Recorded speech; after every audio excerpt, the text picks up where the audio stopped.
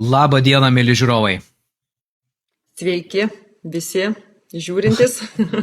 Jo, tai porą sekundžių palauksim, kol pradės jungti žmonės. Ir šiandieną aš į svečius pasikviečiau Ernestą, kuri man pasirodė įdomi. Ir mes, kai pradėjom su Ernesta kalbėti, kokią čia temą paimt, jinai atidengė savo istoriją, kur pati kažkaip pamatė, kad prisišneka. Pamatė savo istorijai, komunikacijai, bobiškumą. Nes yra dėdiškumas, tai tas pats, ir bobiškumas. Tai reiškia, ir vienas iš bobiškumo elementų, taip, ne damos, o bobos, yra užkietėjęs bandymas knisti protą, išprievartauti kitą savo tiesą, priekaištauti, žeminti, skaudinti, nematant to pasiekmių. Ir Ernesta,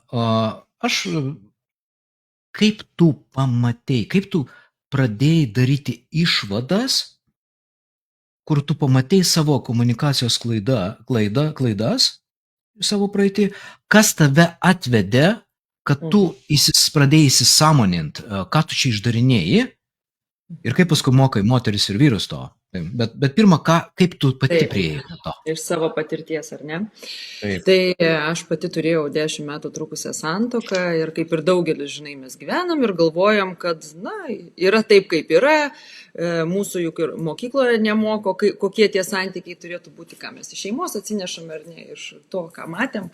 Tai tiesiog po nutrūkusių santykių, čia aš taip greitai perbėgu, žinai, bet iš tikrųjų tai nutrūkus, būtent jau kai išėjau iš santuokos, praėjo tam tikras laikas ir tu vėl, žinai, jau ten dirbi su savim, bandai atsigauti ir taip toliau, ir kai jau pradedi vėl kurti kažkokius santykius, tada tu pradedi matyti, kad viskas kartojasi. Ne viskas, bet beveik viskas. Kažkokia dalim kažkuriam etape gali viskas pasikartoti, bet jau tos užuomazgos ta pradžia pradeda kartotis. Ir man atėjo toks etapas, toks momentas, kur labai svarbus, į kurį aš ir šiandieną labai smarkiai akcentuoju, kas tai yra atsakomybės prisiėmimas už save. Nes labai dažnai mes esame linkę tas problemas ar ne visas situacijas baksnuoti kitą. Ir kol aš buvau tame kaltinimo, kad kitas kaltas, kitas man suėdė gyvenimą, kitas toks, vyras anoks. Aš neneigiu, kiekvienas mes ar ne santykiuose, juk du žmonės kuria būtent tą santykį ir čia nereikia nei ant savęs nurašyti visko, nei ant kito. Tik kai tu suvoki, kad tos pasiekmes, kurios buvo, ar ne, jeigu ten pradėtumėm vardinti problemas, pradėjau matyti, kad aš taipogi savo tam tikrų elgesių, darimų, komunikaciją, kalbą ir taip toliau, kažkokią būseną, jas taip pat irgi kūriau. Ir kai tu pradedi prisimti atsakomybę už save, kaip sakoma, ne ten, jeigu, tarkim, esi aukos pozicijoje, o kitas ten prieš tave smurtauja kažkaip ten, pavyzdžiui, psichologiškai ar ten fiziškai, nesvarbu. Tai, žinai, mes galime kaltinti tą budelį, bet labai retai kas pasižiūri, kodėl auka yra būtent toje pozicijoje. Ir kai tu pradedi suvokti, kad tu irgi palaikai tą būseną, ir žodžiu, kai aš tą supratau ir pradėjau, iš tikrųjų dirbti su savimi ir tas kelias toks įdomus ir buvo pradėti gilintis, pradėti suvokti ir man atsivėrė akis, kad mes moteris ypatingai su savo labai stipria energija, mes turim be galo daug galios ir tai, kaip mes ateiname, mes galim arba sugriauti, prisidėti prie sugriovimo tų santykių, nors neprisiemam visos atsakomybės, arba jį taip pat pakreipti tam tikrą linkme. Tai va čia ir yra, kad mes nežinome kaip, nes mūsų komunikacija automatiškai didžiąja dalimi yra ta tokia destrukcinė, ypatingai kur yra emocijos, kur yra nepatenkinti poreikiai, čia ir prasidėjo tas darbas su savimi. Jo, tai aš paantrinsiu. Moteris turi labai stiprią energetiką ir stiprius jausmus. Kai jinai ateina su destruktyviais vaizdiniais, tai yra 3 elementai, jinai praktiškai pradeda prakeikinėti vyrą. Mes irgi vyrai negražuoliai, mes dėdiškai irgi elgiamės, bet kiekvienas turi žiūrėti savo ir iš principo tai vadinama prakeikinėjimu. Ir turėkit omenyje, kad vat kodėl moteris yra labiau atsakinga kai kuriuose vietose. Todėl, kad jinai labiau galinga. Nes va tas užtaisas, tie vaizdiniai, tie sapnai, su kuriais mes bandom įterpti į kitą, yra vadinamas prakeikinėjimu. Ir mes prakeikinėjom savo partnerį arba partneriam. Ir paskui stebėmės, kodėl santykiai genda. Ir aš dabar perėsiu prie vieno iš pavyzdžių. Taip. Viena moteris, esanti mano drauguose, pasiskundė, kad ją užblokavo psichologas. Nu ir aš taip, įdomu, nu ir kaip jinai jaučiasi, ką jinai ten lyg ir nieko blogo nepasakiau. Ir ten išaiškėja, kas, kuris psichologas, pareklamuosim Tomą Girdziauską, jis yra savo vietoje, ne visiems tinka, kaip ir aš ne visiems Taip, tinku. kiekvienas savo. Ernestą. Jo, bet ir toliau moteris parašė, ką jinai ten parašė. Mhm. Ir vėlgi aš iš savo nesubjektyvaus vertinimo pasižiūrėjęs į tą žinutę, kurioje matau 3 klaidas. Mačiau 3 klaidas. Neradau tos žinutės. Būčiau paskaitęs, bet jau nuėjo ir nuėjo. Taip, taip. Aš būčiau ją užblokavęs. Nes ten buvo pažeminimas, įskaudinimas, nuvertinimas. Ir žiūrėkit, ta moteris nekalta. Jis yra normalus žmogus. Ir visi mes čia normalūs. Problema yra tame, kad jinai nuėjo į savęs pateisinimą, į savo skausmo išreiškimą. Bet jinai, aš pamačiau, kad tą akimirką, tam Frede, jinai neuždavinėjo klausimo, o ką aš padariau tenais ne taip. Oi, trenkiau irklu per galvą ir matote, kokie mes čia jautrus. Kaip yra tas anekdotas, taip? Ir mes labai dažnai tom abuserio pozicijoje, vienas dalykas, mes užtvojam žmogui, o paskui pradedame jį niekint, kaip jis šiandien slabakas per savo žaizdas sureagavo. Čia 2 elementai. Pirmą prakeikiam, o paskui mums duoda atgal arba pabėga nuo mūsų, o paskui mes sakom, oi, kokie čia netobuli žmonės, negali normalų žmogaus komunikacijos atlaikyti. Tai pavyzdys. Dar dviguba tokia net ir manipuliacija, sakyčiau, bandant save apginti, žinai. Taip. Ir ta moteris, aš pasižiūrėjau jos nuotraukas, aš nežinau, kodėl jinai mano drauguose, gal mano net klientė buvo. Puolė. Jo, dar kartą, jinai nėra blogas žmogus. Ir jinai pamatys tik tai tada, kaip ir Ernesta prisiims atsakomybę už save. Ir kada jinai pradės užduoti teisingus klausimus. O jeigu šiuo metu žmogui blogai ir jisai nori pasiraudamas gauti satisfakciją, taip, Ernesta? Taip. Nes kodėl mes raunamės? Tokiu būdu pamaitinam save. Taip. Pamaitinam save, tai yra malonumas, kitą duchinti. Mes pakeliam savo uodegą, pakeliam reikšmingumą, bet to išmetam skausmą į kitą. Žinai, Šarūnai, koks žmogus tai daro, tas, kuris jaučiasi menkas ir per kito menkinimą kelia save. Tai čia viskas yra apie tą žmogų. Taip, yra apie tą žmogų. Yra situacijos, kur reikia duoti atgal, yra situacijos, kur reikia sakyti tiesą. Ne viskas taip paprasta. Bet, teisingai pasakei, 2 elementai. Žmogus, kuris jaučiasi menkai, jisai žaidžia, ten raunasi ant pasaulio, diriguoja pasaulį, kaip kam gyventi, ypatingai savo artimų žmonės diriguoja, nuo savo partnerį arba partnerį. Ir kol jis nemato savo paterno, kad jisai žaidžia žaidimą komunikacinį nesuvokdamas, kodėl jis tai daro, Ernesta 2 momentus pasakė. Taip. Ir ką tai sukelia mano komunikacijos, ką aš pasieksiu komunikacijoje. Klasikinė situacija. Darbe, korporacijoje, kas nors užvarė ant mūsų. Ir ką norisi padaryti? Apginti tiesą, parašyti. Užtvoti, o čia tu toks arba tokia. Ir tada kvepuojam. Ir pasižiūrim, stop. Pirmą neskubam. Niekada, niekur gyvenime nereikia skubėti. Judėti greitai ir atsipalaidavusiai taip. Kai kada. Bet skubėti negalima. Ir kai norisi kažką pasakyti. Ypatingai norint statyti teisybę, apginti save. Ir pirmas elementas, kurį reikia susivokti savyje, reikia nešokti paskui impulsą. Ir nes mes, kai mus sužeidžia mes jaučiamės užpulti, pažeminti, neteisingai šnekama su mumis, mes bandom atstatyti tiesą arba užvožti kitam. Ir pirmas elementas yra sustot, padaryti pauzę. Dažnai, va, tu paminėjai, aš noriu paantrinti, kaip sakai, tiesa. Va čia yra momentas, kur tiesa tai to žmogaus tiesa, nes tam kitam tai, ką jis išsakė, jo yra tiesa. Ir čia yra ta vieta, kur atsiranda konfrontacija, nes jeigu mes pradėsim įrodinėti vienas kito tiesą, vienas kitam savo tiesą, tai vat atskirti tuos dalykus, kas yra apie mane ir mano tiesa ir to žmogaus. Ir gal net nevardinti to kaip tiesa, taip kaip aš matau. Taip. Ir Ernesta, kad jeigu aš tave pertraukiu ir tu nori toliau tęsti, sakyk, aš dar nebaigiau. Nu, kad nebūtų taip, kad aš tave perdominuosiu arba Taip, lygiai taip pat ir aš tau, žinai, vat, taip pantrinti. Taip, gerai. Irgi sakyti. Gerai. Ir dabar. Ir iš tikro yra dvi tiesos. Iš tikro nėra dviejų tiesų. Yra du matymai. Taip. Ir pagarba. Ką reiškia rinktis pagarbą komunikacijai? Aš gerbiu, kad aš kaip aš save matau. Aš gerbiu tave, kaip tu matai. Ir aš nebandau tavęs išprievartauti tavo matymu. Taip.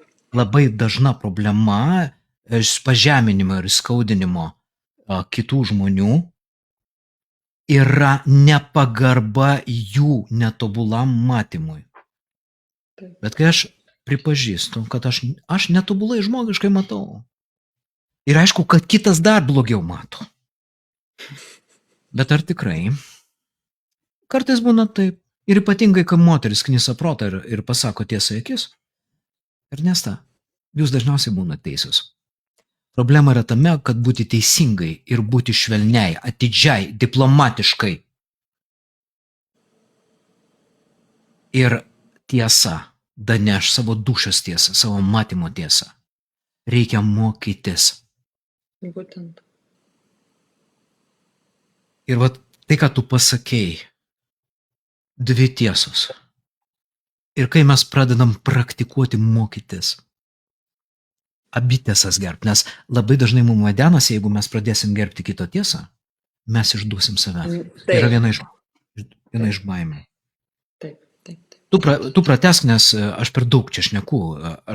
Viskas norėtųsi, gerai. Nes tu maladės ir aš noriu, kad ir tu 50% išlaikytum dalinimąsi mūsų klausytojams.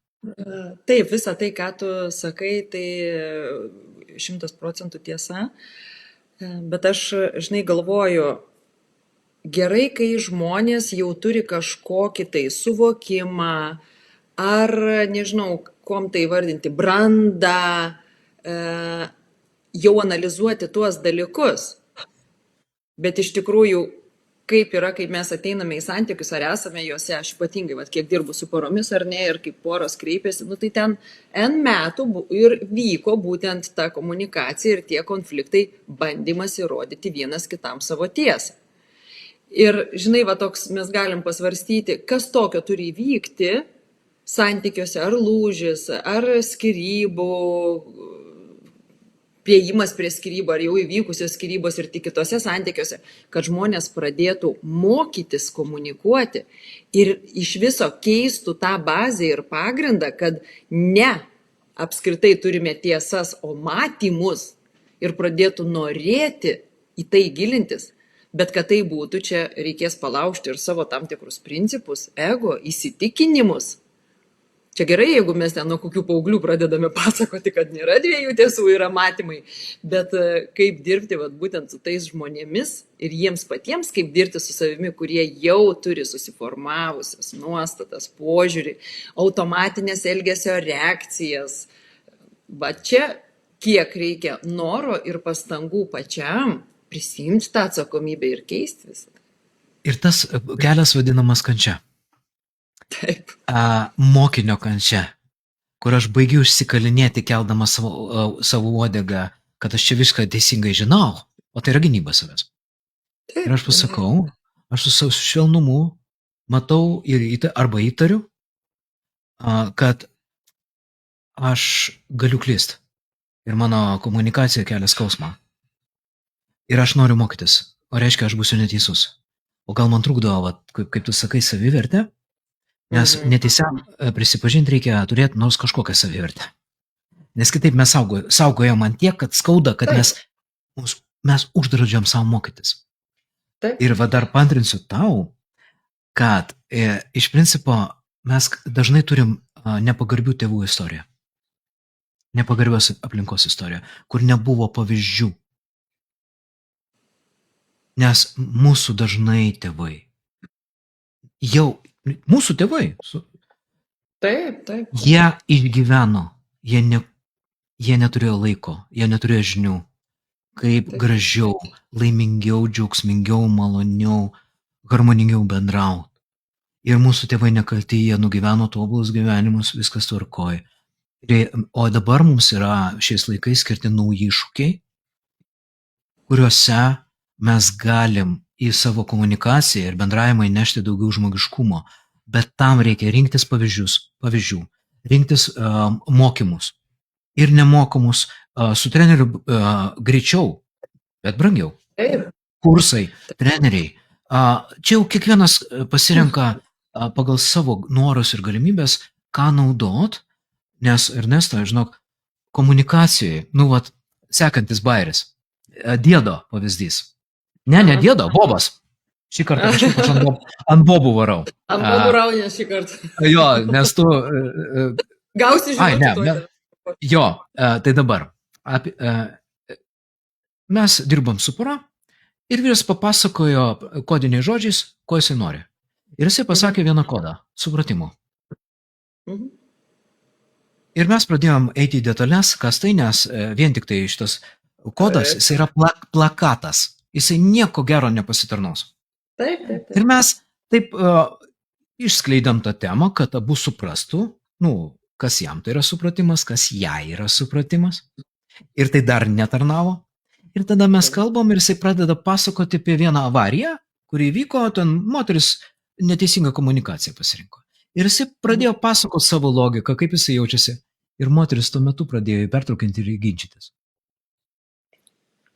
Turime standartinė situacija, kuri vyksta čia ant sofutės, supranti. Nuneigimas kito matymo, taip nebuvo, bet tai vyksta, nes jinai matė visai kitokių kampų. Ir tai yra normalu, tik klausimas, kaip mes tai komunikuosim.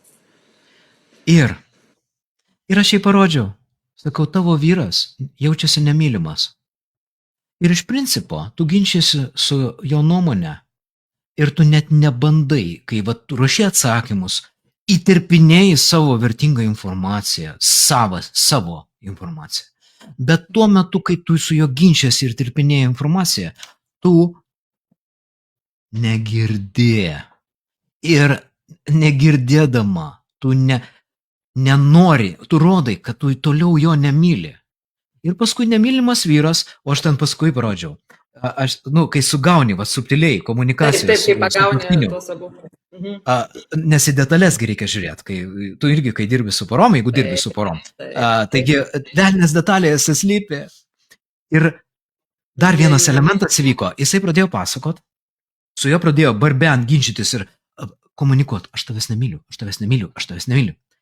Ir tada vyras pradėjo kelti balsą ir ją atsekė ir sakau, o kaip tu reaguoji į balso moteriai klausiu, o kaip tu reaguoji į balso pakelimą? Kaip į nepagarbą, aš nenoriu toleruoti to, taip toliau. Palauk, tu spjovė į veidą, davai surklų per galvą ir dabar tau davė atgal ir tu skundėsi, kad tau davė atgal. Čia taip įdomi istorija. Nori, kad nekeltų balso? Nori, kad būtų su tavim švelnus? O tu, ar jį myli iš tikro? Ar tu čia pasakoji, aš tave myliu plakatais savo vyrui? O kaip tu darbais, kaip tu savo dėmesiu, kaip tu noru suprasti jį, jo klausai?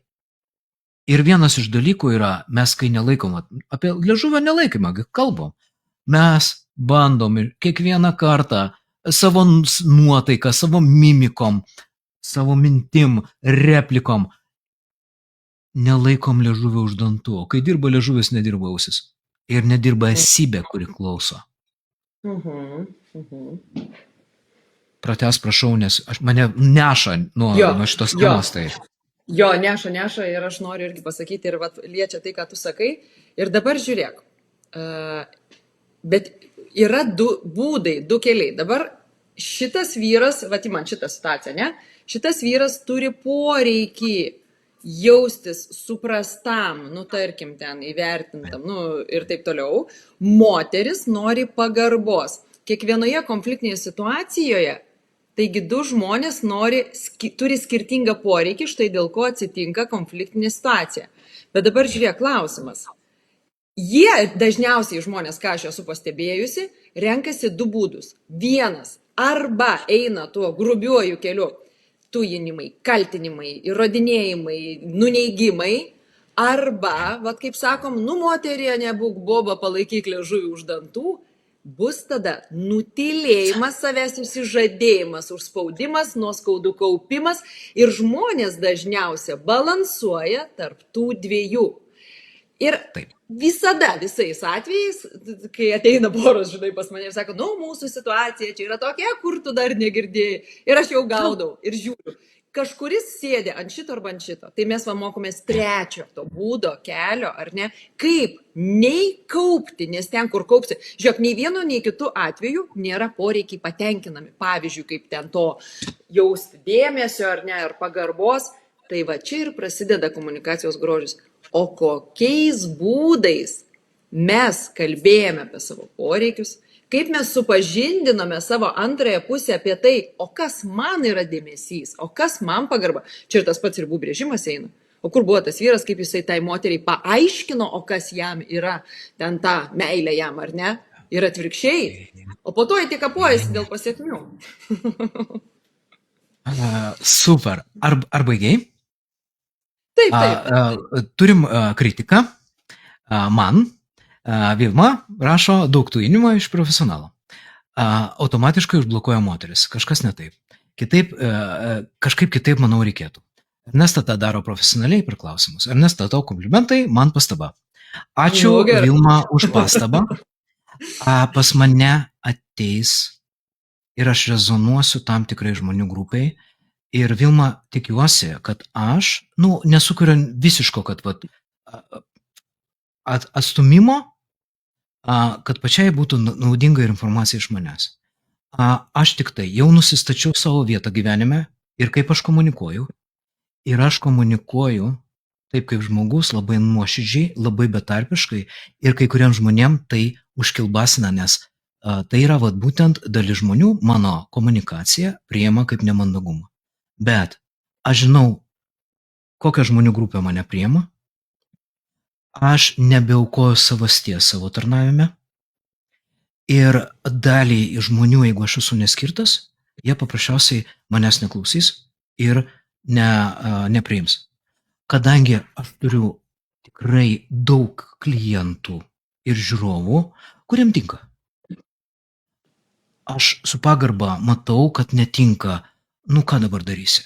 Bet aš per atgalinį ryšį pamačiau, kad iš principo būdamas savim šitoj vietoj, būdamas praščiokų,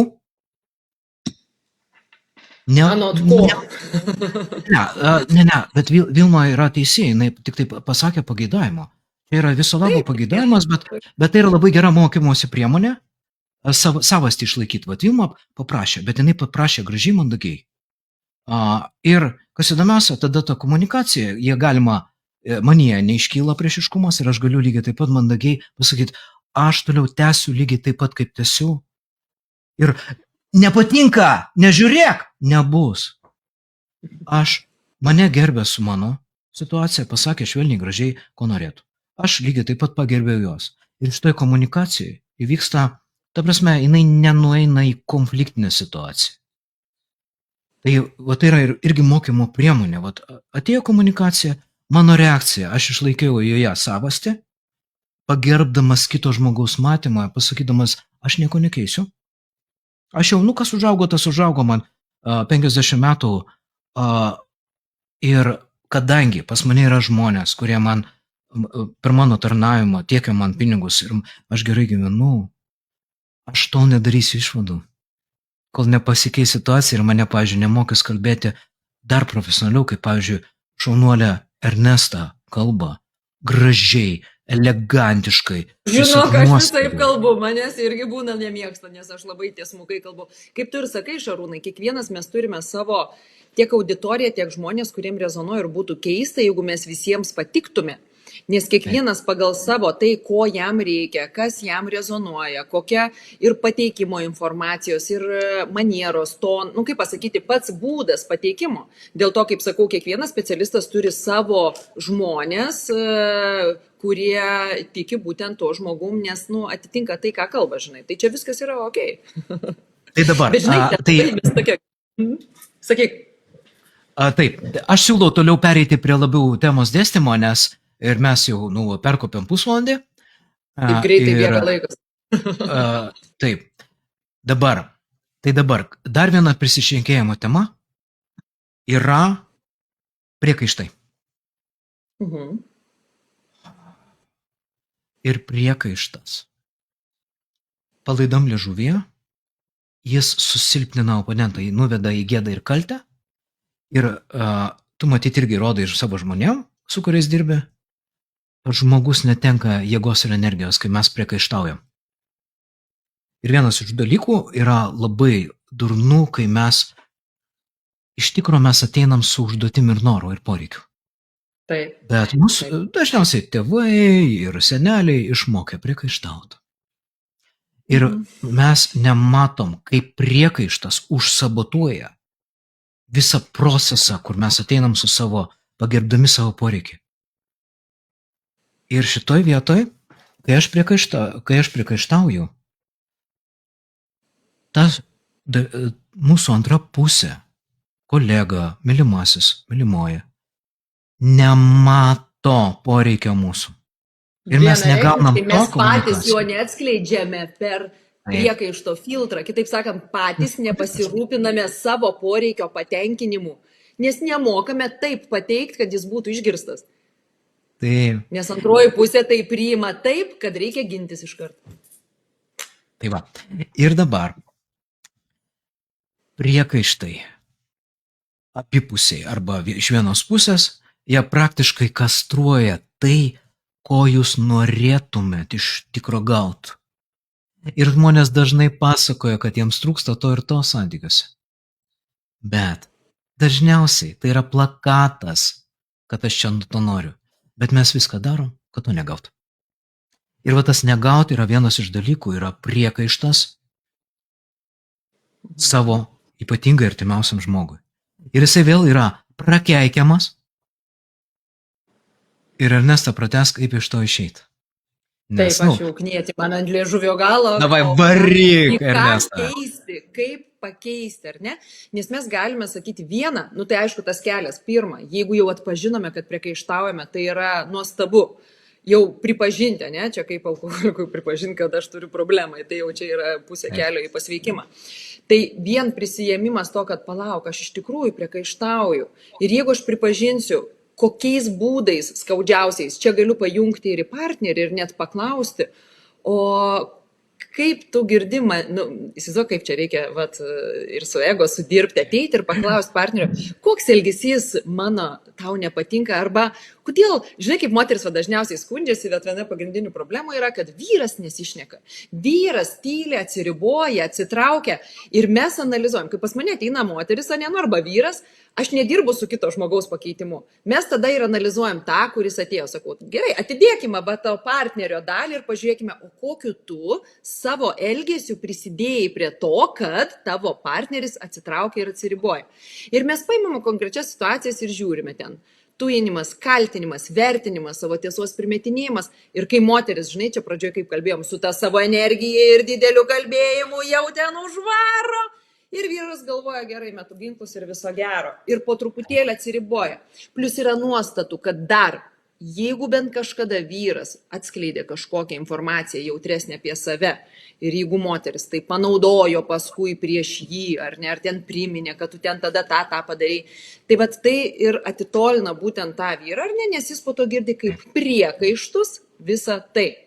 Tai vat į ką keisti, mes nežinome. Nu, vat tai pirma, atpažįstame, kad mes tai darome. Ir, nu, aš kaip sakau, vat būtent ir savo mokymuose, ir tiek per konsultacijas mes ir mokomės, o ką daryti. Einame per tuos principus, per tuos žingsnius. Ir pirmiausia, pirmas pagrindinių dalykų tai yra nustoti kalbėti apie kitą, ką tu padarai, koks tu ten vertinti, kaltinti. Mes kalbam apie kitą, ar ne? O slypi mūsų poreikis tikrasis tai apie save. Kas tai yra apie mane, kai aš kalbu apie tave? Tai iš vis aš liepiu savo klientam, išmeskite žodį tu, pradėkim kalbėti aš. Kalbame apie faktinę situaciją. Galim, nežinau, net pavyzdį kokį nors paimti, čia aš naudoju tokį labai paprastą pavyzdžių, ar ne, moteris įėjo į kambarį, grįžo, įsivaizduokim, po darbo, ten po sunkios dienos, ten vaikai laukia namuose, grįžta namo ir mato ant lovos gulinti vyrą, ar ne, ir jie jau pirmas iš karto, tinginys galbūt iš vaikystės, gal matė kaip mama ten, ar tėtis, ar ne, vat kažkas tai surezonuoja, ir pavyzdžiui, gali ir pasakyti, tu tinginys, tu man nepadedi, aš čia viena vargstu, ir ten taip toliau, vat pirmas tas toks. Ar ne? Tai vat, tarkim, tu esi tinginys, arba tu man nepadedi, arba tau nerūpi šeima ir tau tik ten visa istorija, vyras ką išgirs? Priekaištus. Taip. Bet kaip dabar, vat, duokim žiūrovams pavyzdį, kokiu būdu keisti šį priekaištą, kad jis būtų sveikas, skatinantis komunikaciją, skatinantis atsižvelgti tiek į moters, tiek į vyro poreikį ir kad iš būtent to diskusijos išaugtų kažkas gražaus, nes, kaip sakau, konfliktai, juk jie yra auginantis, jeigu jie teisingai sprendžiami, ar ne? Ja. Taip. Tai galiu pratęsti.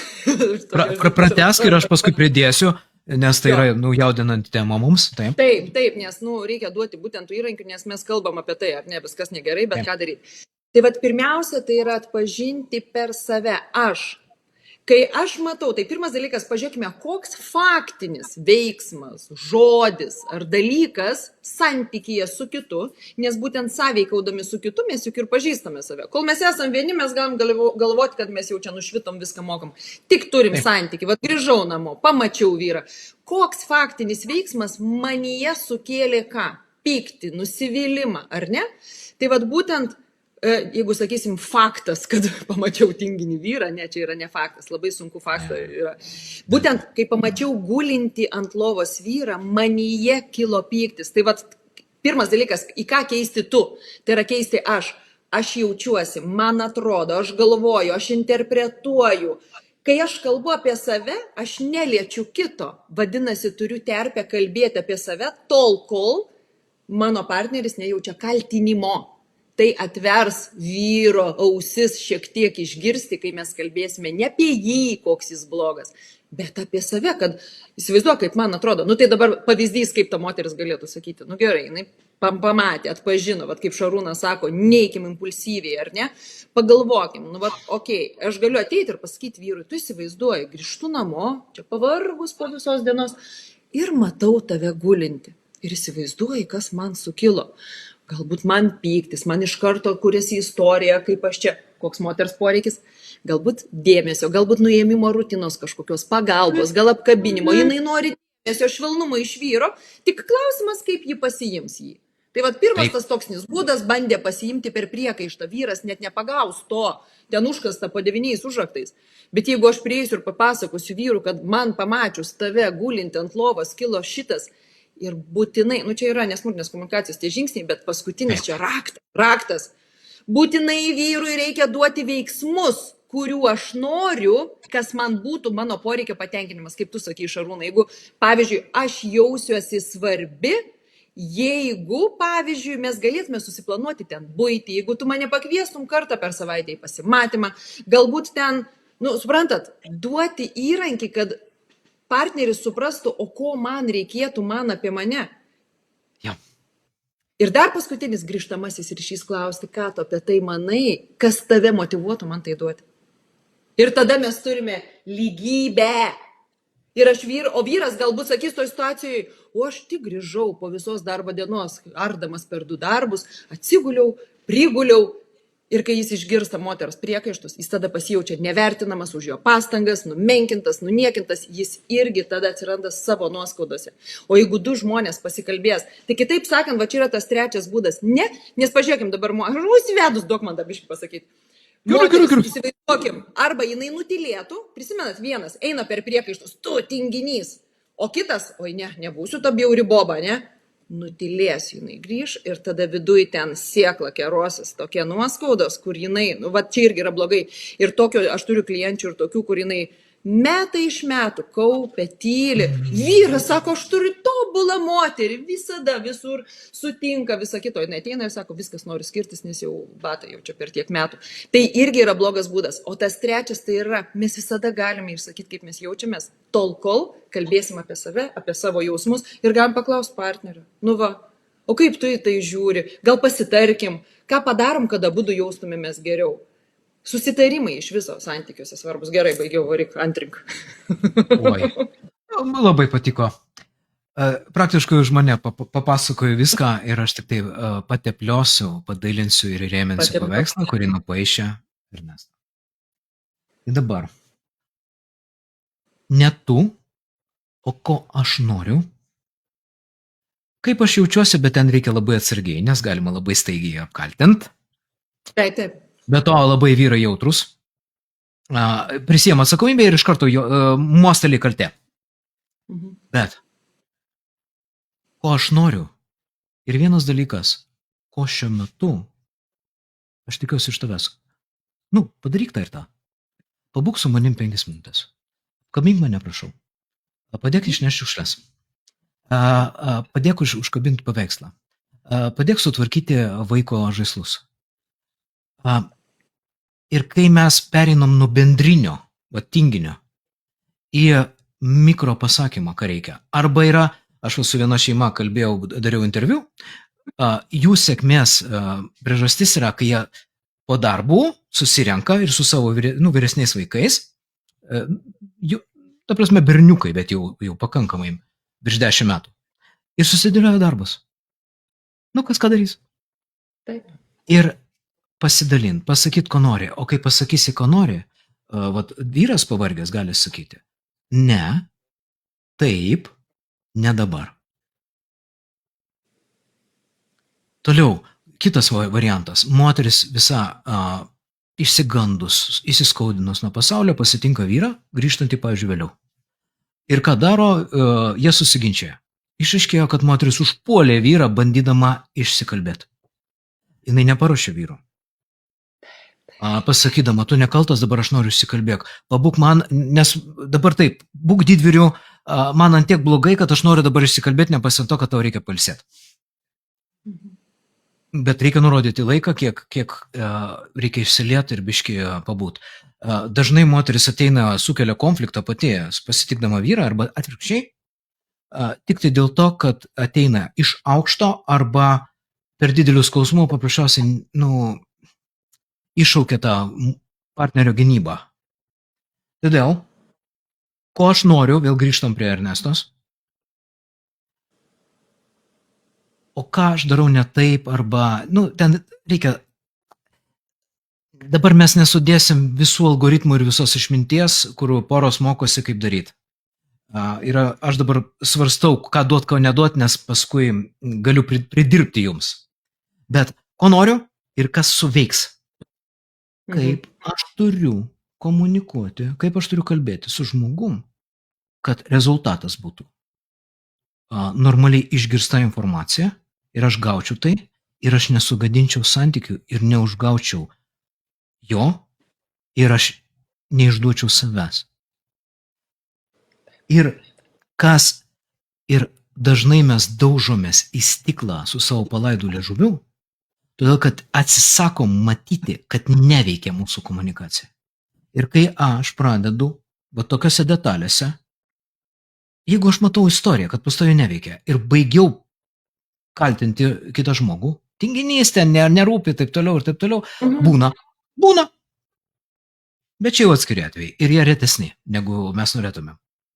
Ir mes jeigu nusiimam prakeikimą ir pasakom, gerai, o jeigu aš jį darau arba ją darau, O jeigu aš čia noriu tikėti tuom, o kaip man vis dėlto kūrybingai pasielgt kitaip, negu aš pripratusi, kad tai įvyktų.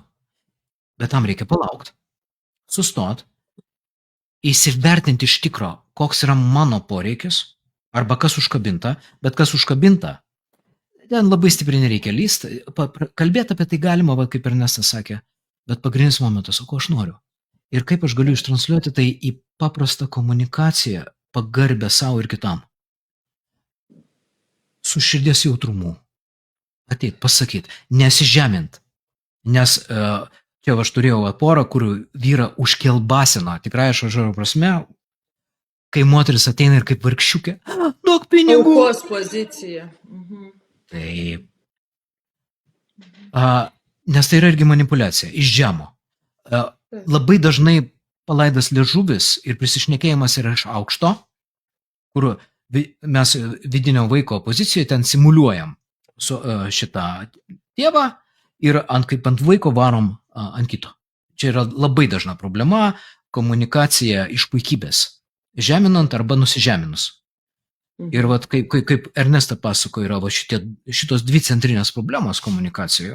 Aš patvirtinu tą patį iš savo praktikos, kaip aš būdamas, gerbdamas save arba gerbdamas save, galiu pakviesti žmogų, pasakydamas, ko aš noriu.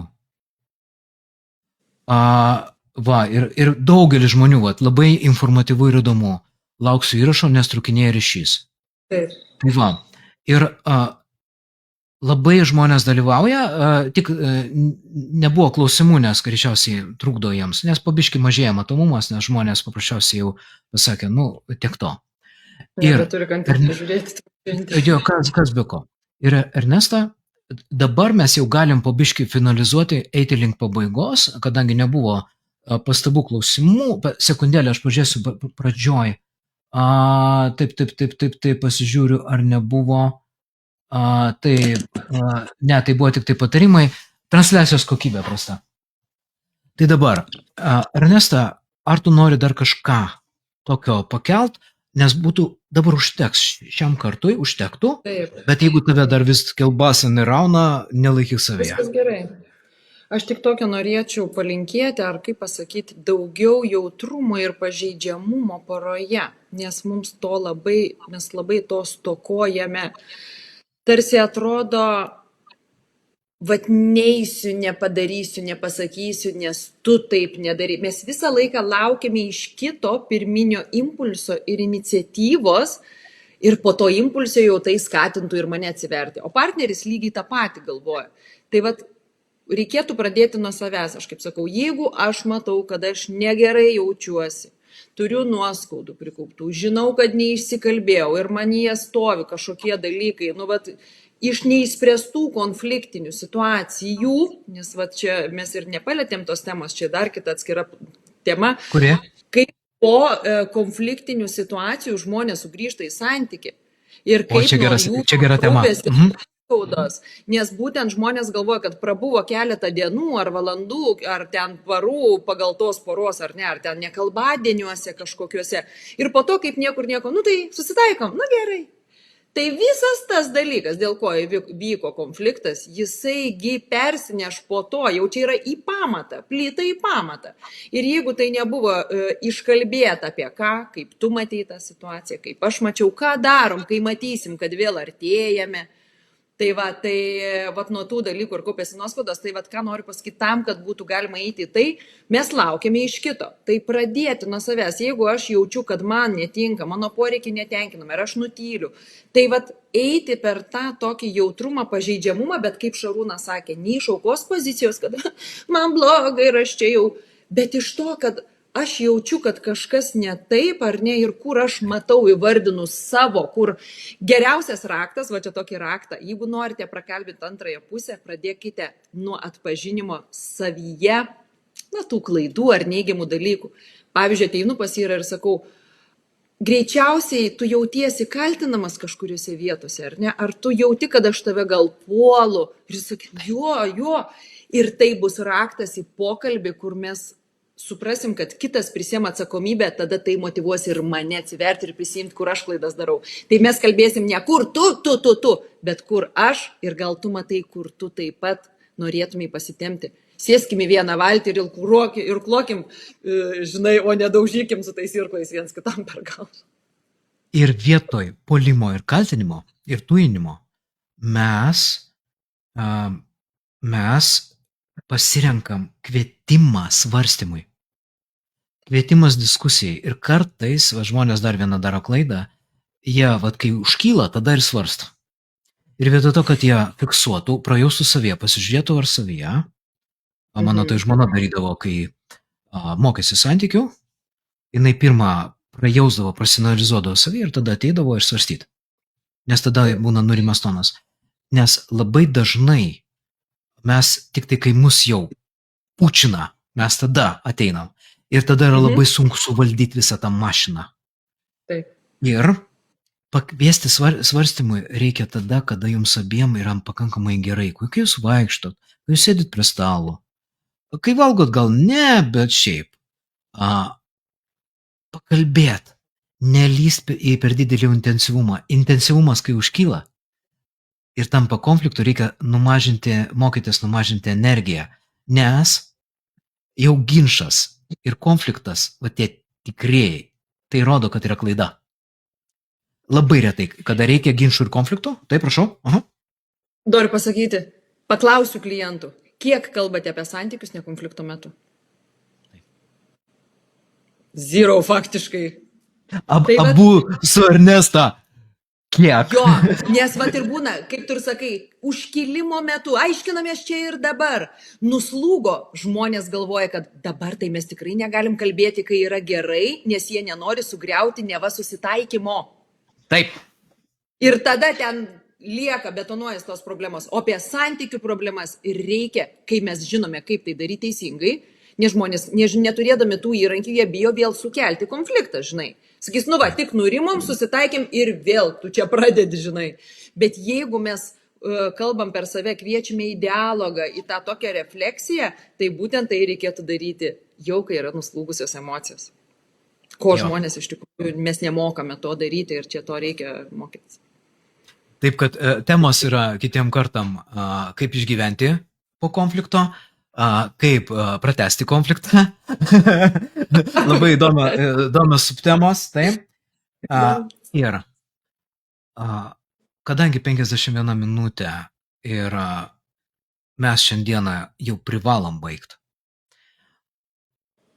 Dabar, jeigu kam nors buvo nekokybiška, transliacija buvo prastas garsas, taip toliau, uždėkit laiką ir lavą. Jeigu jums nepatiko, uždėkit hagą. Sekundėlę dar prieš privartavimą žmonių laikų. Klausimas, ar visi žmonės yra prakalbinami ir ar produktyviam pokalbiui tik trūksta komunikacijos žinių? Visai būna. Ernesta, trumpai atsakinėk, prašau jau dabar, nes mes jau turim baiginėti. Viena yra komunikacijos žinios, kita yra mūsų patirtis. Įsivaizduokim, jeigu žmogus niekada vaikystėje nebuvo kalbintas ar klaustas, kaip tu gyveni, kaip tau sekas, pasakyk, ko tu nori, nes galbūt už jų visada buvo nuspręsta, ar ne, kad pasakiau taip ir bus ir taip toliau. Tai šitas žmogus gali neturėti apskritai ir įgūdžio ir jaustis nejaukiai, plus mes esam visokių tai tipažų. Tai yra kompleksiška, tikrai. Šarūnai, dar tu paantrik. Jo, ir kitas dalykas, jeigu yra kitas žmogus, nes Lina, taip, tai yra atsakomybė už save.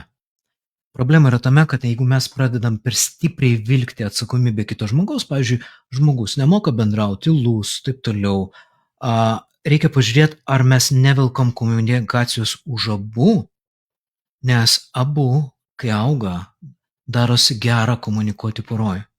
Ir kitam, jeigu trūksta komunikacijos žinių, čia yra labai rimta vieta nusistatyti, kur yra mano dalis, o kur yra jo dalis.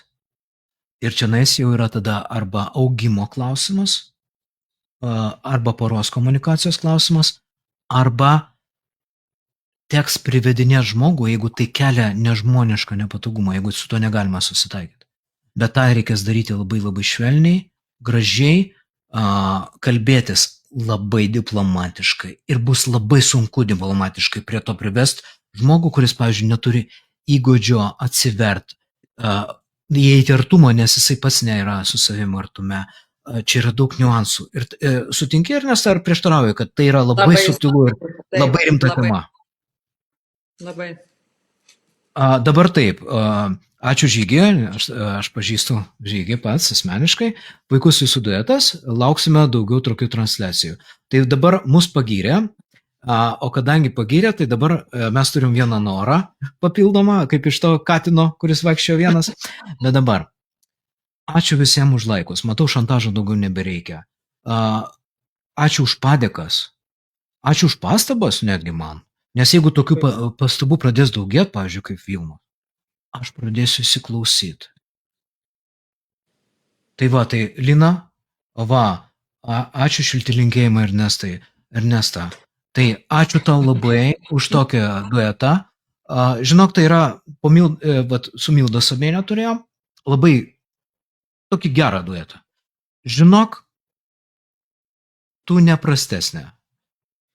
Nes su Milda buvo duetas 10, va žmonės sako, geras duetas.